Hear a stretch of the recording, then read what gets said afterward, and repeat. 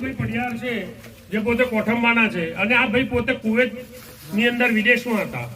અને આ ભાઈને પોતાના મનની અંદર એવું થયું કે હું હેમખેમ ઘેર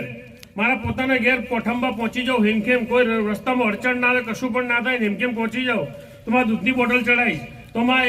એ હેમખેમ ઘેર આવી ગયો એની એ માનતા રાખી હતી જેથી માં તેને હેમખેમ ઘેર પાછળ લઈ આવી માતું કોઈ પણ અડચણ વગર જેથી એ માનતા પૂરી કરે છે માં અને ત્યાંથી અમને અહીંયા ઇન્ડિયા આવવા માટેની ભારત આપણે પોતાના દેશમાં આવવા માટેની જે રજા મળી ગઈ એ વધારે મહત્વનું હતું માં જે તે રજા લઈ આવી મારી